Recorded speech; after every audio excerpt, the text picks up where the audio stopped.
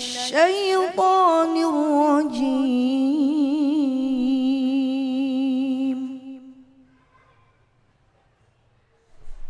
بسم الله الرحمن الرحيم.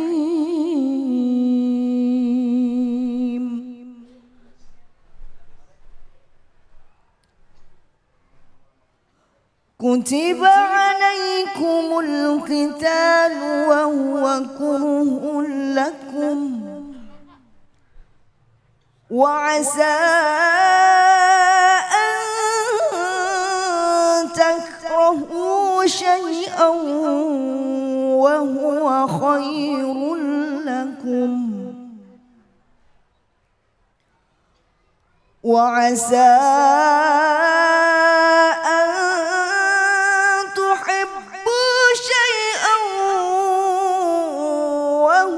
شر لكم والله يعلم وأنتم لا تعلمون.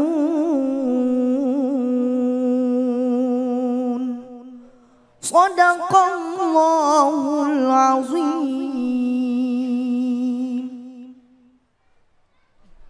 Ya, alhamdulillahirabbil alamin. Terima kasih banyak Ustazah Mona yang tadi sudah membacakan surah Al-Baqarah ayat 216. Pemirsa, kita kembali lagi di Cahaya Hati Indonesia buat Anda yang baru bergabung. Dan kali ini kita akan membahas mengenai tafsir dari surah Al-Baqarah ayat 216 yang akan disampaikan oleh Ustadz Mahir Muhammad Soleh. Fadhal Ustadz. Baik, terima kasih Bang David. Assalamualaikum warahmatullahi wabarakatuh. Alhamdulillah wassalatu wassalamu ala rasulillah amma ba'du. Tadi kita sudah sama-sama menyimak, mendengarkan dari qari'ah kita surah Al-Baqarah ayat 216 bahwa dalam surah ini, ayat ini mengisyaratkan bahwa secara zahir ayat adalah diwajibkan bagi kalian untuk berperang. Padahal ia adalah sesuatu yang dibenci. Tetapi maknanya adalah ketika ada sesuatu yang dibenci ini memiliki nilai kebaikan. Begitupun juga sebaliknya. Boleh jadi ketika mencintai sesuatu padahal itu adalah yang belum tentu baik buat kita. Dan Allah lebih mengetahui dan sedangkan kalian tidak mengetahui. Dari ayat ini bisa kita jadikan sebagai kaidah dalam keseharian kita bahwa Allah Subhanahu wa taala memberikan kepada kita ketetapan dan ketentuannya untuk kita semuanya. Ibu-ibu bersyukur tidak mempunyai sekarang suami? Alhamdulillah. Bapak-bapak bersabar atau tidak memiliki istri yang sekarang? Nah, Ketawanya agak aneh Bapak. Nah, Bapak bersabar gak? Pak, serius nih coba ditanya lagi ulang Pak. Gimana Ustaz? bapak-bapak bersabar tidak dengan istri yang Allah anugerahkan kepada bapak sekalian? Alhamdulillah. Nah gitu dong jawabnya tadi. Ini. Sabar, ibu-ibu langsung nongong. Awas lo salah ngomong lo ya. Padahal Ustaz tanya. Terima kasih. Artinya apa? Bahwa ketetapan yang Allah berikan kepada kita wajib harus kita syukuri. Boleh jadi ada kekurangan dalam pasangan kita, itu adalah hal biasa. Boleh jadi ada kelebihan, itu wajib kita syukuri. Maka bersabar dan bersyukur ini harus selaras ketika kita mau menerima takdir yang ditetapkan oleh Allah kepada kita. Kenapa? Bagian dari keimanan dan ia adalah bagian dari arkanul iman, yaitu mengimani kepada qada dan qadar Allah, khairuhu wa syarruhu, baik ataupun buruknya. Seringkali maaf, ada orang yang ekspektasi berlebihan. punya harapan, punya cita-cita. Tetapi apa yang terjadi tidak sesuai dengan faktanya. Apa? Dia malas, dia tidak bersyukur, dia mengeluh. Dan begitu banyak sikap negatif disebabkan karena ketidakpuasan terhadap apa yang menjadi hasilnya. Padahal yang Allah lihat apa? Prosesnya itu sendiri. Mujahadah. Nggak ujuk-ujuk dong. Misalkan kita kemudian mengimani, tiba-tiba sebelumnya kita kemana saja. Ingat Allah pas lagi masa susah. Ingat Allah pas waktu susah aja. Pas waktu senang kemana? Ingat siapa ibu? Kalau senang ingat siapa? Harusnya ingat Allah.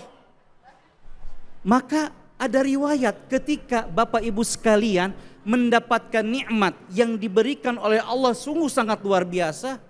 Apa yang harus kita jawab? Alhamdulillah alladzi bi ni'matihi tatimmus sholihat. Segala puji bagi Allah, sempurnalah seluruh kebaikan-kebaikan. Itu kalau kita sesuai dengan harapan dan cita-cita kita. Tapi sebaliknya, kalau tidak sesuai dengan harapan, gambaran, ekspektasi kita, apa jawabannya? Tetap sampaikan, ucapkan Alhamdulillah ala kulli hal. Puji bagi Allah Subhanahu wa ta'ala atas segala seluruh kondisi apapun. Agar apa? Agar kita ini harus mampu menjadi sabar dan bersyukur terhadap ketentuan dan ketetapan yang Allah berikan kepada kita.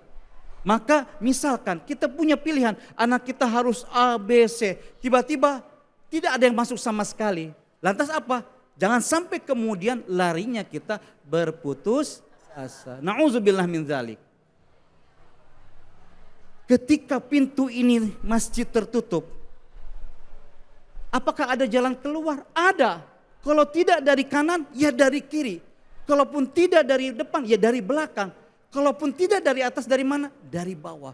Ada cara, yang penting bagaimananya kita bisa menjemput takdir itu dengan usaha kita agar kita bisa mendapatkan takdir yang terbaik, yang apa yang kita upayakan tentunya seluruhnya kita harus berserah diri kepada Allah Subhanahu wa ta'ala. Fa idza azamta fatawakkal 'ala Allah. Jadilah kita menjadi hamba Allah yang mengimani kepada ketetapannya. Agar apa? Agar kita hati ini tenang, agar lapang dada, agar kita istiqamah. Boleh jadi Allah memberikan kepada kita satu musibah yang di luar sangkakan kita. Maka sejatinya itu adalah ujian sejauh mana kecintaan kita kepada Allah Subhanahu wa ta'ala. Bil imtihan yukramul mar'u au yuhan. Dengan ujian manusia akan diuji dalam dua hal. Apakah ia akan menjadi mulia ataukah akan menjadi hina. Inilah yang harus tegas dalam diri kita. Tumbuhkan keimanan dalam kita. Keimanan dalam keseharian kita, kehidupan kita, ajarkan kepada anak-anak kita, yang laki, yang perempuan, ingatkan mereka kepada Allah, iman, bil qada wal qadar. Ketetapan yang Allah berikan kepada kita adalah ketetapannya yang terbaik. Tapi jangan kemudian kita berpasrah saja tapi tanpa ada usaha maupun upaya. Kita ingin anak kita soleh, ya gak bisa diam aja, nyerahin ke guru ngaji. Beres, nggak bisa. Sampai ke rumah main HP lagi, lihat TV lagi, main apalah dan lain sebagainya. Yang menyebabkan lalai daripada yang meningkatkan keimanan ngajinya dan lain sebagainya. Ini penting karena peran orang tua adalah, jangan lupa, sebagai sekolah yang pertama bagi anak-anak. Apatah lagi ibunda adalah sebagai sekolah yang pertama bagi anak-anaknya. Jadi peran penting inilah yang harus kita tumbuh kembangkan, sekalipun Bapak Ibu sekalian bukan berlatar belakang pesantren, tapi kaitan belajar ilmu agama. Tidak ada kata alasan terlambat, tidak ada alasan untuk tidak mau, harus mau. Dan jangan lupa kaitan dengan belajar ilmu agama dikategorikan adalah sebagai ilmu fardu ain yang harus kita pelajari dengan ilmu agama, meningkatkan keimanan kita kepada Allah Subhanahu wa taala, mencintai baginda Rasulullah sallallahu alaihi wasallam. Sebentuk cinta itu adalah menjadikan apa? Menjadikan kita semakin sayang dengan diejawantahkan dalam ibadah kita, salat kita, zikir kita, husnul muamalah, berinteraksi dengan baik tetangga kanan kiri kita. Semuanya kenapa? Karena berlandaskan kecintaan kita kepada Allah Subhanahu wa taala dan kepada Rasulullah Muhammad sallallahu alaihi wasallam. Inilah pentingnya bagi kita, ibu bapak sekalian yang dimuliakan oleh Allah, ilmu agama. Darinya menjadikan iman kita tumbuh subur. Manusia seringkali terjatuh, iya, terjatuh dalam kealpaan maupun kesilapan. Karena disabdakan oleh Nabiullah Muhammad sallallahu alaihi wasallam, kullu bani Adam khatta'un wa khairul khatta'in at-tawwabun. Mereka yang jatuh ke dalam terperosok dalam dosa, dan setiap manusia ini terjatuh, ya. Bani Adam terjatuh dalam melakukan kesalahan. Tetapi sebaik-baik mereka adalah yang segera bertaubat.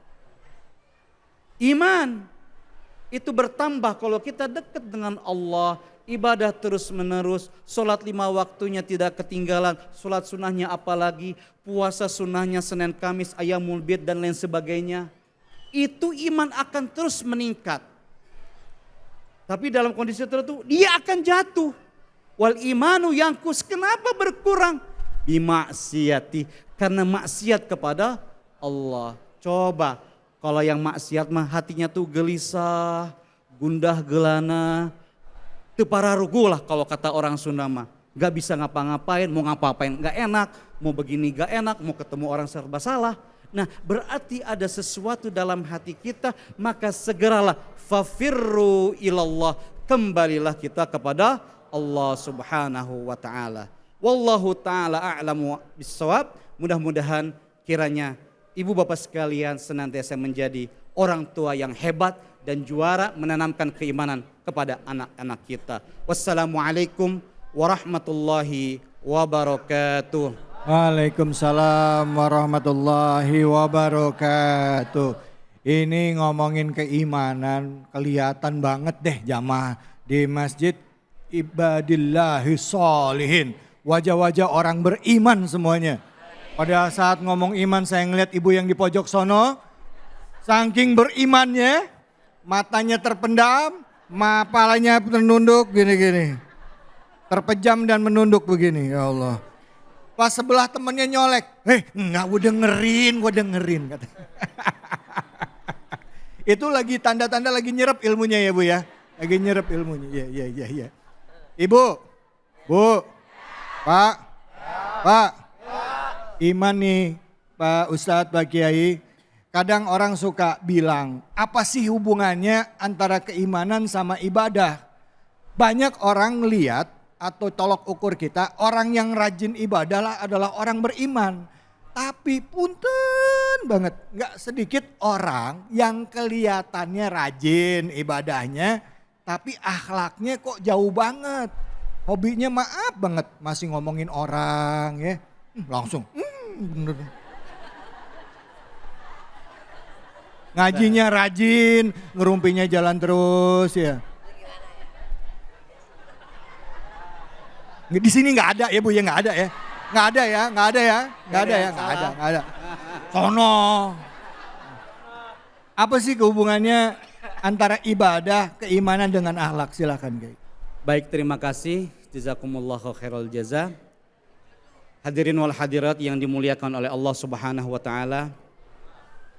Ini seringkali banyak di antara saudara-saudara kita, bahkan mungkin termasuk diri kita sendiri, yang melaksanakan ibadah hanya sekedar bara'atum minadz-dzimmah, sekedar menggugurkan kewajiban. Asal udah sholat, hop dah beres. Keluar dari masjid, kembali ke semula. Padahal sopnya paling depan. Padahal datangnya paling duluan. Tapi keluar dari masjid kembali ke semula. Ini ada apa? Jangan sampai punten sekali lagi, jangan sampai sholat hanya sekedar kemudian masuk waktu sholat, sekedar sholat. Sudah, hanya sekedar saja, yang penting saya sudah sholat. Tetapi tidak meresapi makna di balik sholat itu sendiri. Bahkan kalau kita mau menyadari, menginsafi, bahwa sholat itu kan tanha anil fahsyai wal munkar. Ya, menjaga kita agar jangan sampai berbuat kemungkaran, berbuat kemaksiatan.